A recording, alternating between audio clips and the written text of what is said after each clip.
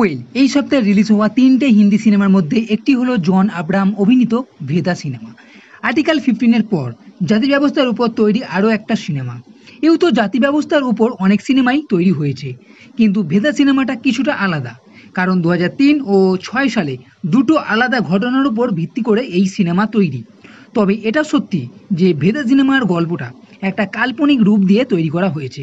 এই সিনেমার মধ্যে যেমন উঁচু জাতির লোক নিচু জাতির লোকেদের উপর প্রভুত্ব করে, তাদেরকে মারে, সেই জিনিসটা এবং খাপ পঞ্চায়েতের ব্যবস্থার সঙ্গে ভেদা সিনেমাতে একটা ড্রামা, কিছুটা ইমোশন ও জন আব্রাহামের অ্যাকশন প্যাক সিন আপনি দেখতে পাবেন, যার ফার্স্ট হাফ মোটামুটি ভালো। এখানে যে মেয়েটি আছে ভেদা নামে, যার নামে এই সিনেমা, তার পরিবার, তার জীবন কী ধরনের, কারণ তারা নিচু জাতের লোক, সেই জিনিসটা এর সঙ্গে জন আব্রাহাম মানে অভিমন্যু আর্মির গোর্খা রেজিমেন্টের, যার কোর্ট মার্শাল হয়েছে, কিন্তু কেন কোর্ট মার্শাল হলো সেই জিনিসটা, এবং পিওকেতে একটা অ্যাকশন সিনও এখানে আছে, যেটা আপনি সিনেমার শুরুতেই দেখতে পাবেন। এই সিনেমাতে কমেডি সিন নেই বললেই চলে, মানে একটাও নেই। পুরো সিনেমাটাই সিরিয়াস ও ডার্ক লাগবে। আর জন আব্রাহামকে পুরো সিনেমাতে প্রথম থেকেই শেষ পর্যন্ত এক সিরিয়াস গুরু গম্ভীর রোলে আপনি দেখতে পাবেন। এছাড়া সেকেন্ড হাফের সিনও বেশ উত্তেজকপূর্ণ, কারণ ফার্স্ট হাফের থেকে সেকেন্ড হাফে অ্যাকশন সিন আপনি বেশি দেখতে পাবেন। এখানে তামান্না ভাটিয়ার একটা কেমিও রোলও আছে, যিনি অভিমন্যু স্থির ভূমিকায় আছে। সিনেমাতে অভিমন্যু রাজস্থানে চলে আসে আর্মি থেকে কোর্ট মার্শাল হওয়ার পর। কোর্ট মার্শাল কেন হলো সেটা আপনি সিনেমা দেখলে জানতে পারবেন। এর সঙ্গে এই গ্রামে প্রভাবশালী পঞ্চায়েত প্রধান হলেন জিতেন্দ্র প্রতাপ সিং, যারা উঁচু জাতের লোক।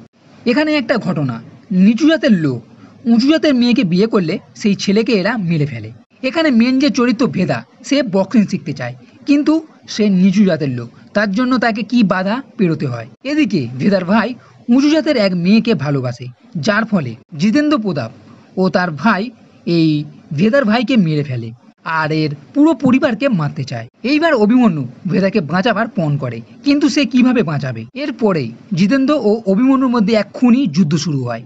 তাই বলছিলাম সেকেন্ড হাফে বেশি ফায়ার সিন আপনি দেখতে পাবেন, তবে ফার্স্ট হাফে দুটো ফায়ার সিন নিশ্চয়ই আছে। এই সিনেমাটা একটু অন্য ধরনের সিনেমা, তাই আপনার যদি ড্রামার সঙ্গে অ্যাকশন সিন দেখা পছন্দ করে থাকেন, তবে ভেদা সিনেমাটা নিশ্চয়ই ভালো লাগবে। তবে সিনেমাতে কিছু সিন আছে, বিশেষ করে একটা ক্লাইম্যাক্সের সিন, যা হজম করা হয়তো কিছুটা সহজ নয়, কারণ ভিলেন জিতেন্দ্র ভেদা ও অভিমন্যুকে মারার জন্য হাইকোর্টে তার দলবল নিয়ে ঢুকে পড়ছে, গুলি চালাচ্ছে, পুরো হাইকোর্টকে নিজের কবজায় নিয়ে নিচ্ছে। সেই জিনিসটা কিছুটা আটপাটা লাগতে পারে, যেমন আমার লেগেছে। এছাড়া অ্যাক্টিংয়ের দিক থেকে জিতেন্দ্র মানে অভিষেক ব্যানার্জি ও অভিমন্যু মানে জন আব্রাহামের অ্যাক্টিং আপনার দুর্দান্ত জবরদস্ত লাগবে। তাই চাইলে জাতি ব্যবস্থার উপর অ্যাকশনে ভরপুর এই ভেদা সিনেমাটা দেখে নিতে পারেন, খুব একটা খারাপ লাগবে না, মোটামুটি ভালোই লাগবে। তো বন্ধুরা,